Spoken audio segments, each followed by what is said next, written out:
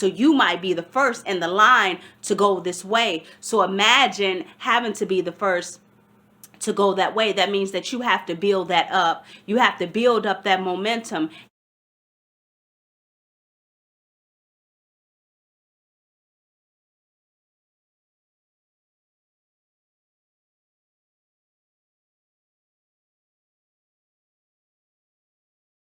Today is what could be some of the reasons why your spells, your manifestation, or things that you kind of like want to draw to you, why is it taking so long?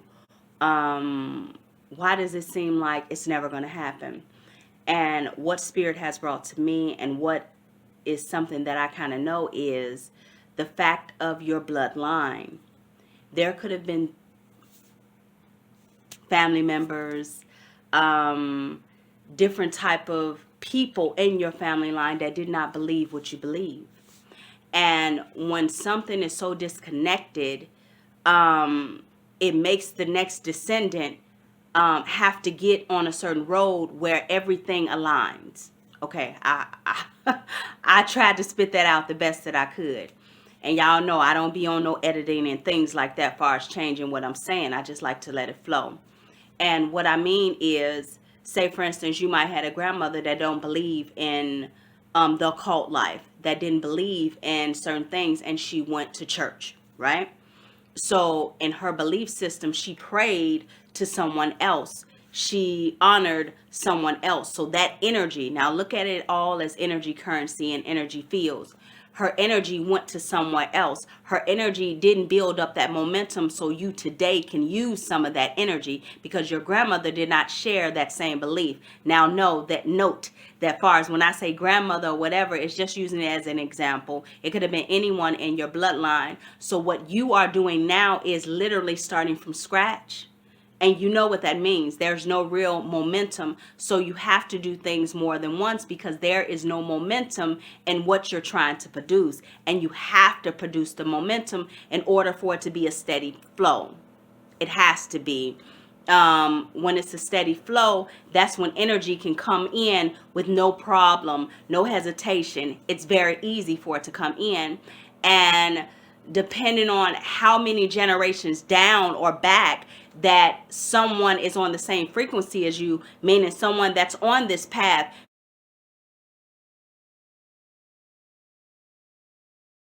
maybe you had a lot of descendants or past loved ones that was on the same path as the grandmother or as the grandfather, and that energy only went to that path, not to the path that you're going on. So you might be the first in the line to go this way. So imagine having to be the first to go that way. That means that you have to build that up. You have to build up that momentum, and it's not always going to be easy, but the way that energy works, it's a surplus of energy. It gets endless, but what it recognizes is repeat cycles. This whole plane, this whole world always produces cycles. That's all it talks about, is cycles, cycles, cycles. And once you continue to do something and it recognizes your signature as the being that you are, then it will start producing some of the things that you want to flow to you. But think of it like this, that you're starting from scratch. And when you're starting from scratch, you have to start over, or you have to do something a little bit longer than, let's say, normal, longer than someone else. They may have had people in their family lines that actually did like spiritual work or occult work and things like that, and it might produce a little bit faster, or they might have had more. So let's say, for instance, I'm going to give another example. Let's say, for instance, that someone is experiencing things going a little bit slower, but yet their grandmother practiced it. But maybe their grandmother practiced it, but it was someone before the grandmother that didn't.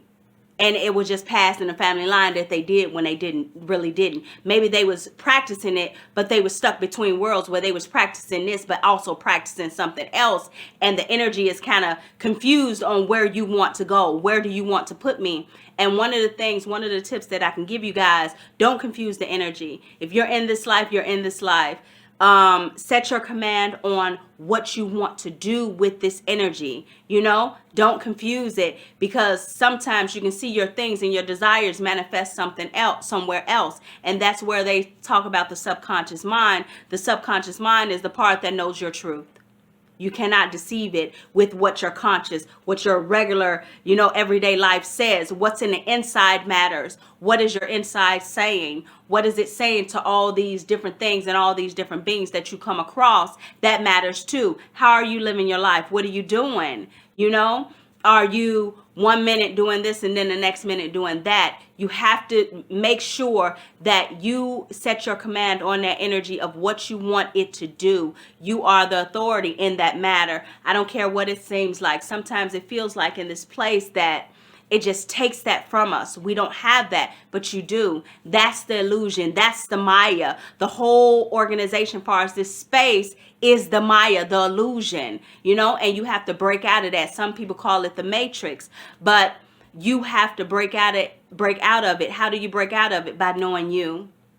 You have so much energy, so much power just in the being that you are, that you can produce things, but sometimes you produce things and you don't see them in the form that you requested them. And that's the hard part. Another thing that I'll tell you guys about the way that energy works, it starts from spirit. So when you want to draw things to you, like when I'm working with my clients and I produce spells and things like that, I go in the spirit first. You don't mess with the material, because where it came from first is the spirit. You have to go to the spirit first to produce it in the material. That is a little tip for you guys too, and that's how they know that my stuff really works, because I always commune in spirit. It's almost like I live there. I'm never in the material sometimes, but you have to be able to balance both planes. You have to be able to be here, but you cannot